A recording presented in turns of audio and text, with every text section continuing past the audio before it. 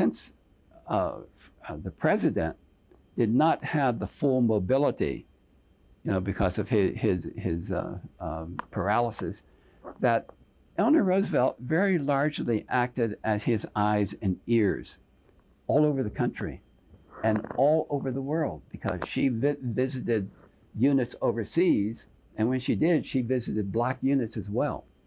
And so she came back, and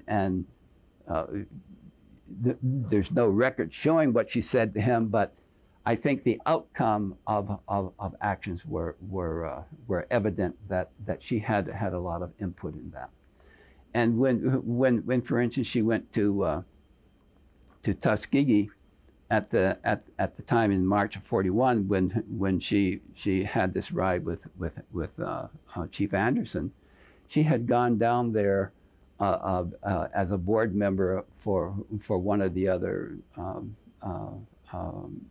financial funds, and I've forgotten the name of it. I'll think of it in a minute. But she went there.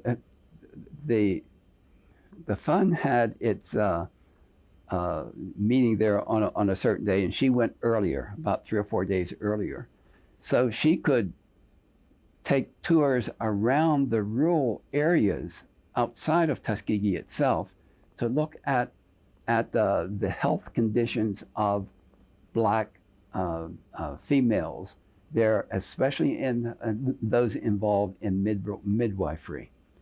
And so she was interested in seeing what the nature of the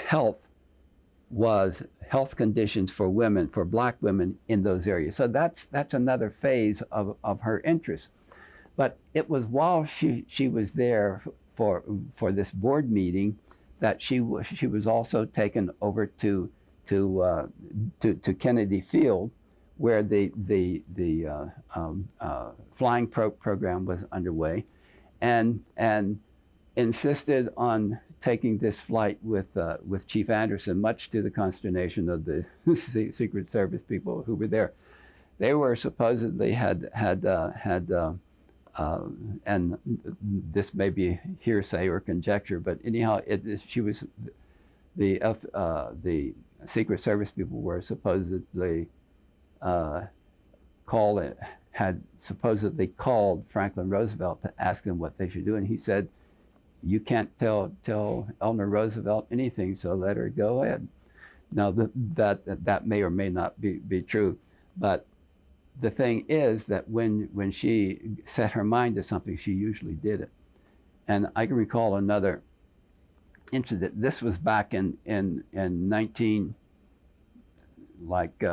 33 or 35 or 36, that she was asked by an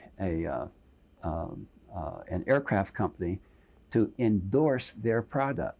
And she said, "I will endorse it if you take me up for a ride so I will know what I'm talking about." And they did, and she endorsed their product. So she was just a person like this that I think genuine the whole way down. And it was a good thing that blacks perceived her as being a friend of blacks. And that was one of the things that really caused blacks to leave the party of Lincoln, to come eventually after 1934, to come to join the party of Franklin Roosevelt, which was a large political shift in terms of block voting. Okay. So Eleanor Roosevelt had a concrete and a positive a role in all of this.